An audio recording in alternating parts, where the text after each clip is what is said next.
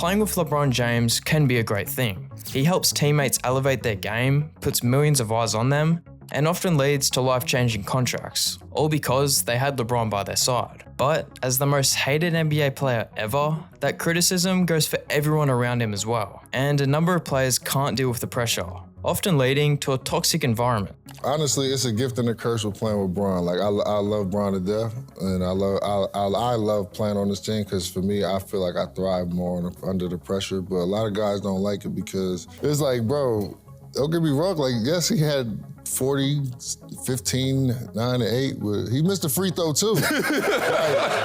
like, don't just look at me because I missed an open shot. It's like, we all missing out here. And if you're not built for that, you're not made for that, it's going to eat you alive. So let's take a look at players who couldn't handle the pressure or just hated playing alongside LeBron. Starting off with Kevin Love. LeBron James and Kevin Love are best friends nowadays. And from the outside looking in, they were seen as great teammates during their time in Cleveland. However, things weren't always that way, especially in their early years together. When LeBron returned to Cleveland in 2014, after winning 2 championships with the Heat, this Cavs team was young and inexperienced, and LeBron knew he had to make some changes to the roster, saying, "I'm excited to lead some of these talented young guys. I think I can help elevate Tristan Thompson and Dion Waiters." But LeBron never mentioned Andrew Wiggins or Anthony Bennett, 2 back-to-back #1 overall picks. And that's because LeBron already knew these guys were getting traded for Kevin Love, one of the best power forwards in the league, coming out of Minnesota, averaging 26, 12, and 14.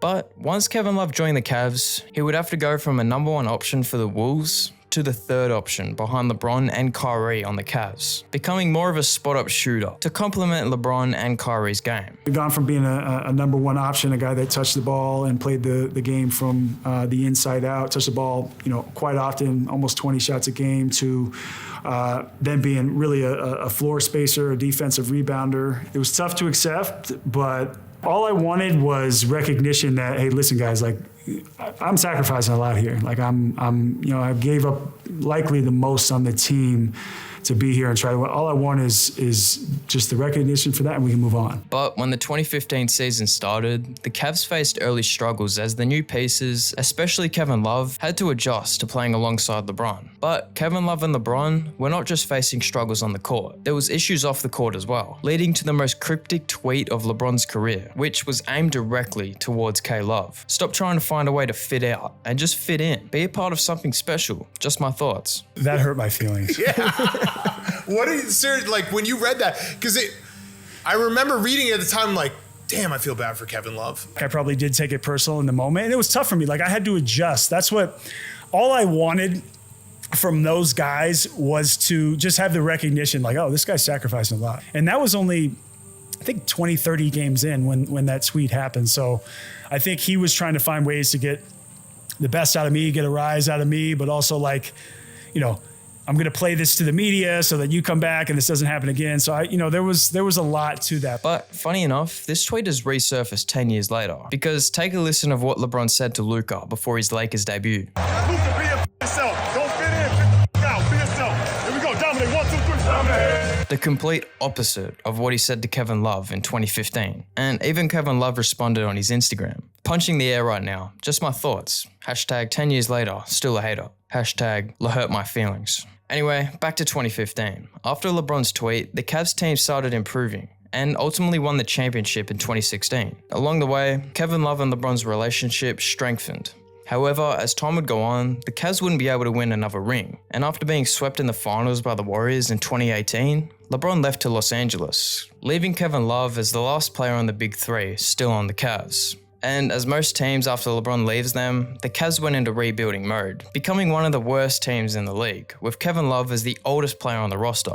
And as someone who helped pull off the greatest comeback in the history of the NBA, Kevin Love had a tendency to lose patience with his younger teammates, resulting in these clips showing Kevin Love giving up in the middle of games. I wasn't acting like a 31-year-old, I was acting like a 13-year-old. So I ended up hitting the seat. I was screaming into a towel. I'd gone to coach and say, hey, just take me out so I can collect myself. In 2022, LeBron would put Kevin Love on a poster.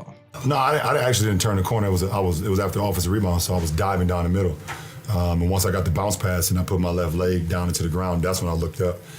And to be completely honest, I hate it had to be him. He's my guy. That's my brother. And I hope I'm still invited to the wedding. That's all that's not even in my all-time dunk, so I take it out. I didn't mean it. K-Love, I love you, and I take it back. I wish I could take those 2 points back, and we still win the game by 9, so.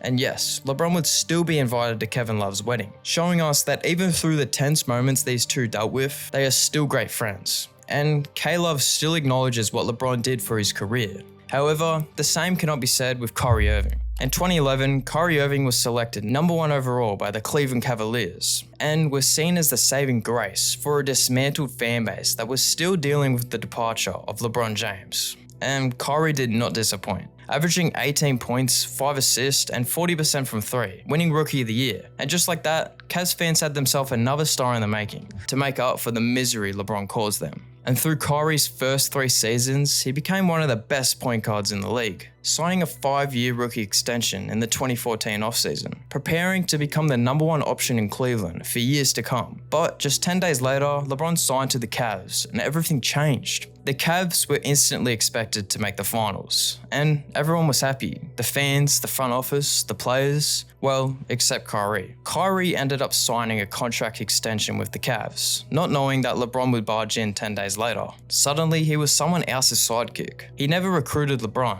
LeBron came to him, and that's not necessarily what Kyrie signed up for. Kyrie never really wanted LeBron to come back to Cleveland in the first place. He didn't think it was necessary. LeBron said something to Kyrie on the court following a game when he was with Miami, something to the effect of, keep going, keep doing what you're doing. You never know, I could be back here one day. And Kyrie basically said, what's he talking about? We don't need him.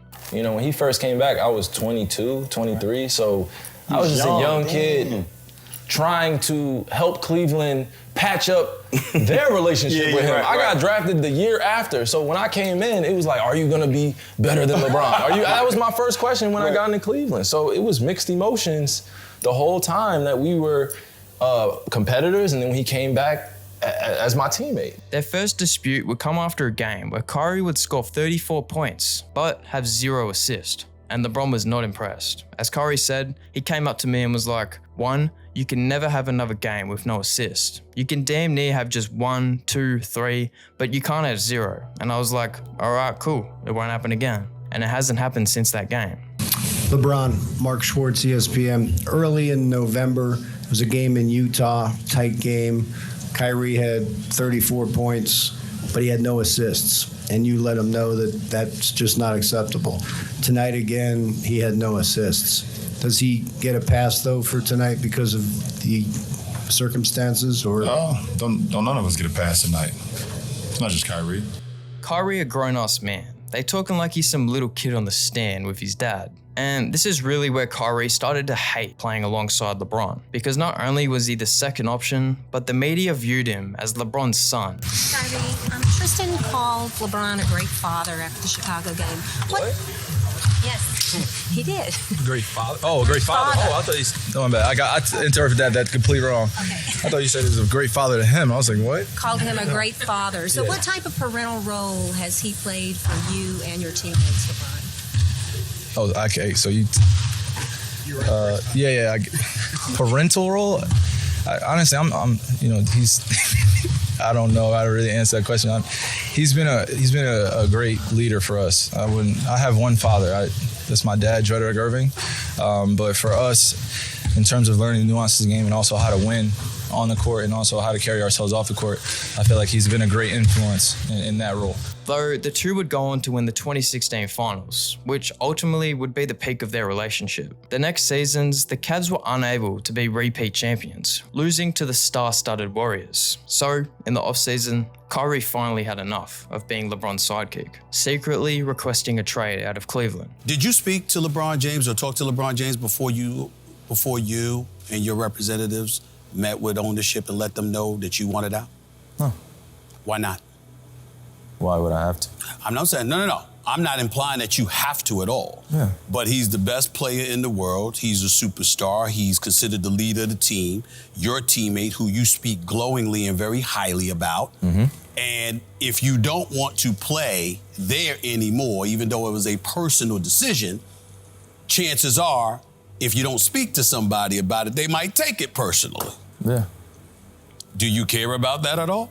No. But Kyrie tried to keep this trade request a secret, and it somehow got leaked. Didn't get a chance to talk to Bron before the media ended up coming out and saying that I asked for a trade. So I go over to China and I'm on my Nike tour. Somehow the news gets leaked while I'm in China. I'm not even on American soil right now. However, people close to Kyrie believed it was LeBron's doing, with a close friend posting this on his story. By the way, stop lying, LeBron. I know the real fat boy. Stop lying to the media. And a day after this whole ordeal, LeBron would post a video on his Snapchat, listening to a Meek Mill song with a bucket hat covering his eyes. The line LeBron was listening to was perceived as a shot at Kyrie. The streets left me with a heavy heart. Niggas said they with you when they really not. The streets left me with a heavy heart. People said they with you when they really not. And of course, the media blew this situation up, telling stories of LeBron wanting Kyrie out of Cleveland. And each time, LeBron would deny it. But soon enough, Kyrie would unfollow LeBron on Instagram. As we all know, Kyrie would be traded to the Celtics, and his tenure in Boston was definitely underwhelming, failing to lead his younger teammates, and just a whole bunch of other things I could get into. But let's just say, Celtics fans still hate Kyrie. Realizing how hard it is to lead a team to a championship, Kyrie gave LeBron a call, apologizing to him and asked for leadership advice. I had to call Bron, and tell him I apologize for being that young player that wanted to everything at his fingertips, and I wanted everything to be at my threshold. I wanted to be the guy that led us to championship. I wanted to be the leader. I wanted to be all that, and the responsibility of being the best player in the world and leading a team is something that's not meant for many people. And Bron was one of those guys that came to Cleveland and tried to really show us what it's like to win a championship, and it was hard for him. And it looked like as if these two were finally fixing their relationship. That would be the case, just not right now. Because Kyrie said something that had LeBron confused. I was a little like damn. While LeBron was competing for a championship in the bubble, Kyrie went on KD's podcast and was asked if there was 10 seconds left in a 1-point game, who was shooting the final shot, him or Durant? One thing I've always been comfortable with is I felt like I was the best option on every team I played for down the stretch. This is the first time in my career where I can look down and be like, that motherfucker can shoot that shot too. So when I heard the comment that Kyrie made, I wanted to, not only find the whole transcript, but also call my people, send me the whole transcript. And I heard he did it on Katie's podcast. And I was a little like damn. Yeah. Once I got the whole transcript, I was like, damn. I wasn't like, oh, you tripping, I hit game-winning shots my whole life. I was not like that. I was like, damn, because you were there for a couple seasons. I played with Kyrie for 3 seasons. The whole time while I was there, I only wanted to see him be an MVP of our league. I only cared about his success, and it just didn't align. Yeah. It just didn't align, and we was able to win a championship. Yeah. That's the craziest thing. We were still able to win a championship, and we could never align. But I only cared about his well-being, both on and off the floor, and it kind of hurt me a little bit. However, as the years passed, the two got older and gained more maturity and became friends again. And when Kyrie requested a trade from the Brooklyn Nets, a few hours later, LeBron posted a straightforward tweet with the side eye and king emoji, obviously hinting at a reunion between the two. But unfortunately, this reunion wouldn't take place, as the Nets traded Kyrie to the Mavericks, and LeBron responding with, maybe it's me. And not only did he miss out on Kyrie, but he had to watch his former teammate make it to the finals with the Mavericks. Sitting here watching it, I'm playing like so fucking happy and so proud and to watch him and continue his growth or whatever the case may be. And at the same time, I'm so fucking mad at the same time that I am not his running mate anymore. So I'm like, I just remember those times. Over time, Kyrie transformed from a cocky young player who wanted his own team into a mature star, comfortable as a second option. As a result, Kyrie is now rarely criticized about his time as LeBron's teammate. But for Russel Westbrook, teaming up with LeBron might have been the worst decision of his career. After LeBron and the Lakers won the finals in 2020, they would try to continue that momentum into the next season. However, they would suffer a first-round exit at the hands of the Phoenix Suns, primarily because AD suffered an injury that would sit him out the last 2 games. Either way, the two stars knew a third option would be beneficial. There was a few names the team would throw around, like Buddy Hield or DeMar DeRozan, but ultimately the Lakers signed the former MVP in Russel Westbrook. I get a call from Cal Lowry, and he said, they just made the trade for Russ. What's going on? I thought the deal was done for you to go to Lakers. And I was like, I'm looking at my phone like, damn, that did happen.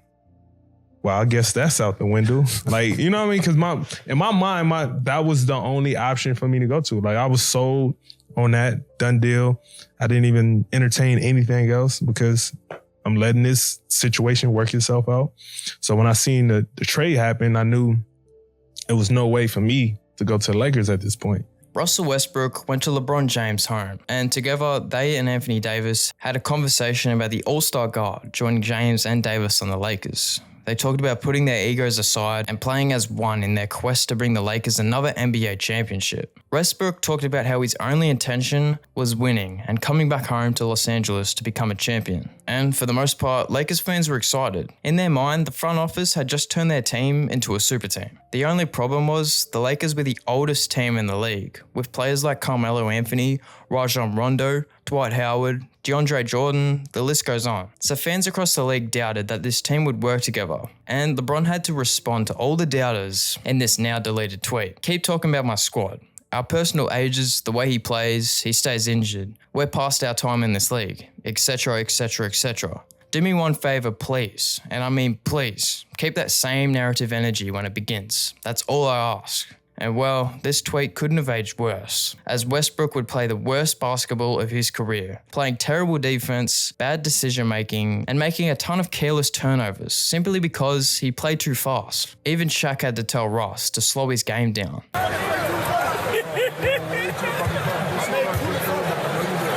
on, Ross, live your life.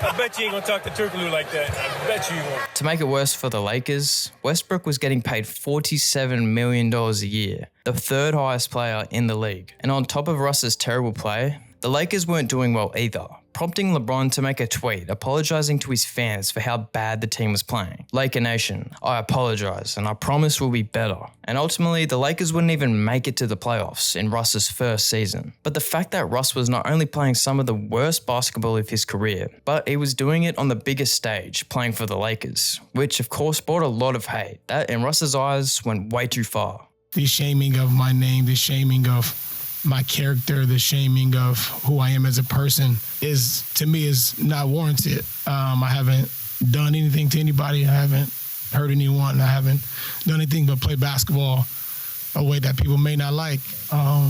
And this is just a game. This is just a game. This is not my entire life. I don't even want to bring my kids to the game because I don't want them to hear people calling their dad nicknames and out of their names for no reason because he's playing the game that he loves. And it's gotten so bad where, you know, my family don't even want to go to home games, to any game because of, not just the media across the globe use their platforms to constantly shame me. It's just super unfortunate, man. And it's super upsetting to me, and I'm at a point, to where I'm going to continue to address it. It's just unfortunate. During Westbrook's second season with the Lakers, it was the same thing. He played like trash, and everyone on the team knew he had to go. But what he said in the locker room sealed his fate. Just look at LeBron's face. We know in this room what we can be. And we just got to keep stacking, keep building, keep doing things the right way. Being together, being competitive, being aggressive. Let's keep this going. Let's get greedy. Let's get real greedy, man. Let's get real greedy. Let's get greedy, man. We got on three. Keep having fun, bro. Yes, sir. You happy for the next man, keep having fun, bro. Yes, win, lose, or draw, have fun. Just keep having fun, bro. Come on, man. That's when Bron knew Russ had to go. LeBron couldn't believe that shit. This feels like a clip from The Office. Finally, after 2 excruciating years for Lakers fans, Westbrook was traded to the Clippers. And in his exit interview, Russ said that he was never given a fair chance. You're telling us that you didn't feel like you were given a fair chance. Why would you even want to come back? It's not my decision to determine who's here, who's not. Strictly basing, he asked me about my experience from start, and that's my answer. All the different stories that came out about myself, and whether it's between me and the staff, me and Frank, me and the fans, there's just so many made up stories that are not true. It's just always having to fight against that constantly. That's a part of not giving a fair chance. And when he was on the Clippers, Russ was visibly more happy, and fans noticed. You look happier since you come over to the Clippers. Why is that everybody says this? And also you look happier than where you were before you got. Well, long list, but we don't got enough time for that today. But honestly, man, I think one, I'm just, and I know I reiterate this, but I'm very grateful for an opportunity and a team that wanted me during the tough time, just overall for myself and basketball-wise, being able to come to a spot where I was embraced and felt, welcome. And as LeBron's teammate, Russell Westbrook faced a level of pressure and criticism that most players will never experience. Well, other than D'Angelo Russell. When Russell Westbrook was traded to the Clippers, D'Angelo Russell was part of that deal, which sent him to the Lakers for the second time. This time, however, D'Angelo got to play with his favorite player of all time, LeBron James. I mean, he the first person I saw play in the NBA, to be honest. If we want to talk about it, my dad took me to my first NBA game. It was against the Pacers from Kentucky, so that was our pro team. And they played the Cavs, and I was a big LeBron fan, and, he did that signature dunk, and I remember crying. Being at the game as a fan and watching him do that dunk that he always did on the commercials and all that, and seeing him do it, I remember crying vividly, and that was when I was like, this is where I want to be. So he's inspired me without even knowing it. The Lakers were in 13th place after their disastrous 2 years with the Westbrook experiment. And D'Lo was great, averaged 17 points a night, 6 assists, and 40% from the 3. However, when the Lakers needed him most in the playoffs, he got exposed. In the Western Conference Finals, the Nuggets would hunt D'Lo and score on him every time, helping Denver sweep the Lakers. Russell averaged just 6 points, 3 assists, and 13% from 3, a significant drop from his regular season play. Regardless, the next season, D'Lo played great once again. And in a game without LeBron, D'Lo dropped 44, and the Lakers wouldn't have made the playoffs without him. But he was also in a lot of trade talks. And D'Angelo knew LeBron had a say whether he stays on the Lakers or not. Just have a look at how he's staring at LeBron here. But round 1 against the Nuggets, he played the worst series of his career. In games 3 and 5, he shot a combined 2 for 16 from 3. And it was at this time, LeBron knew D'Lo had to go. I mean, just look at these plays where Bron and D'Lo weren't on the same page. LeBron looks at him like he wants to trade him on the spot. And that time would finally come when the Lakers would trade D'Angelo Russell to the Brooklyn Nets. But LeBron still wasn't done, because in D'Lo's first matchup with the Lakers after the trade, LeBron would shove D'Lo and walk straight away, not even thinking of helping him up. And after the Lakers would beat the Nets, D'Lo would greet all the Lakers players, except LeBron, because he ran straight to the locker room, which I assume was to avoid him. In this press conference, D'Lo seemed to take a slight shot at the Lakers, saying he now gets to play free basketball now that he plays for the Nets. So have you noticed yourself feeling more comfortable as of late? Dude, I'll never take being able to play free basketball like this for granted again. This is a style and a play that obviously we got the best performance team as well. They keep guys fresh, they keep guys in shape. But let's be honest, D'Angelo Russell is probably just happy he's not on a team with LeBron that garners so much attention, where even the slightest mistake gets blown out of proportion, which seems to be the trend with many of LeBron's former teammates. They thrive before joining him, then struggle once they're in his system. Whether it's the immense expectations or something about playing alongside LeBron himself, the pressure is undeniable. But while most of his ex-teammates simply fade from relevance, Dwight Howard found himself completely locked out of the NBA. And the reason will leave you stunned.